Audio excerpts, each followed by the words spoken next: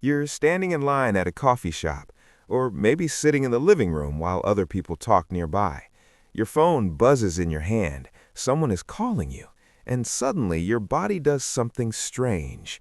Your thumb hovers over the screen, your chest tightens just a little.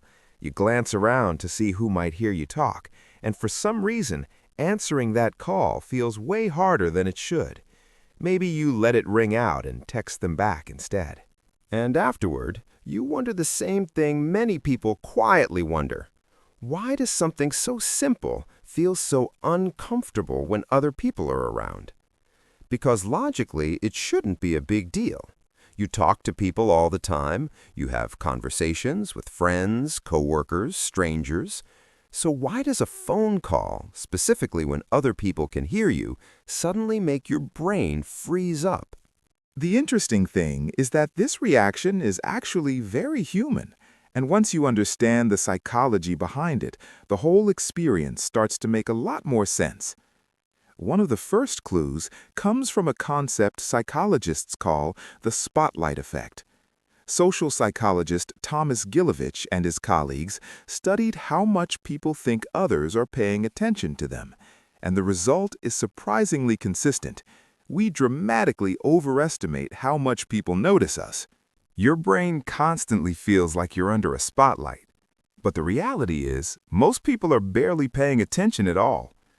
When your phone rings in a quiet room or public place, your brain instantly imagines that spotlight snapping on. Suddenly, you picture people listening to every word you say. You imagine them silently judging your tone, your conversation, even the person calling you. So your brain does what it's designed to do. It scans for social risk. And phone calls create a weird psychological situation. When you talk face-to-face, your brain can read the room.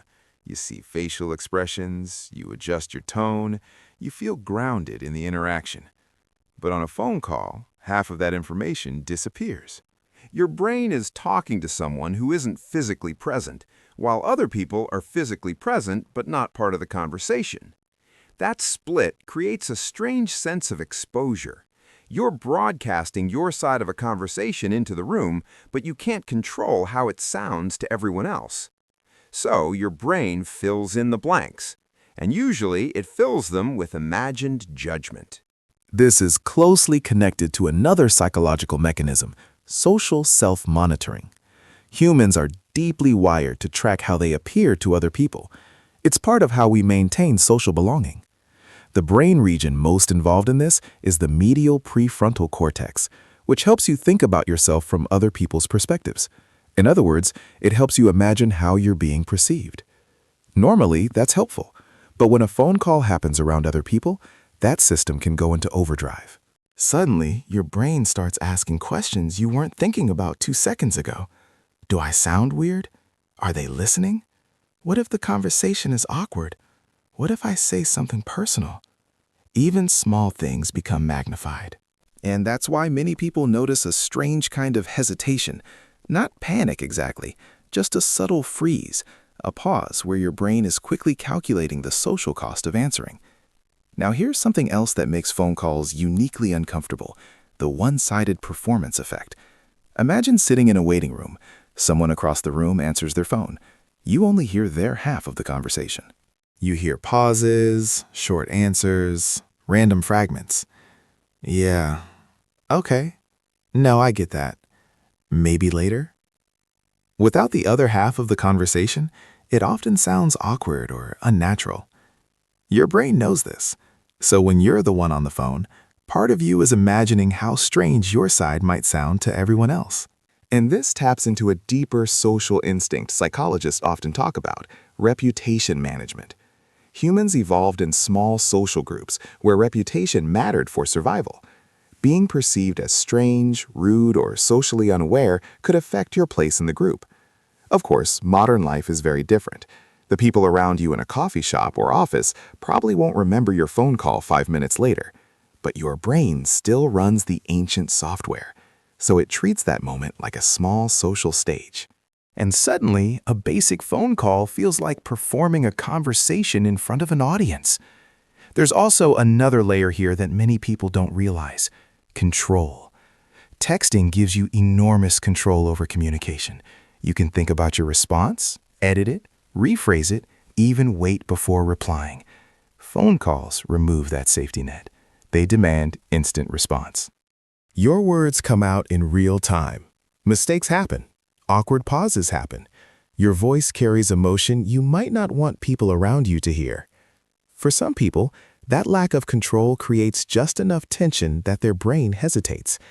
Not because they can't handle the conversation, but because their mind is trying to manage multiple social environments at once.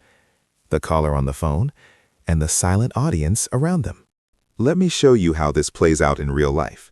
You're sitting at work, it's quiet. A coworker is a few feet away typing. Your phone lights up with a call from a friend. If you answer, your voice will instantly become part of the room. The coworker might overhear your personal conversation. They might not care at all, but your brain still imagines that possibility. So instead of answering, you decline the call and send a quick message. Hey, can I call you back? What looks like a simple preference for texting is actually your brain choosing the lower social risk option. And here's something important to understand. This reaction doesn't mean you're socially awkward, antisocial, or bad at communication. In fact, it often means the opposite. People who experience this freeze are usually highly socially aware. Their brains are very sensitive to how interactions might affect the environment around them. They're running a lot of subtle social calculations very quickly. The downside is that this awareness can sometimes create hesitation where none is really necessary. Because most of the time, the audience you imagine isn't really watching. The people around you are usually thinking about their own problems, their own messages, their own lives. But your brain doesn't know that in the moment.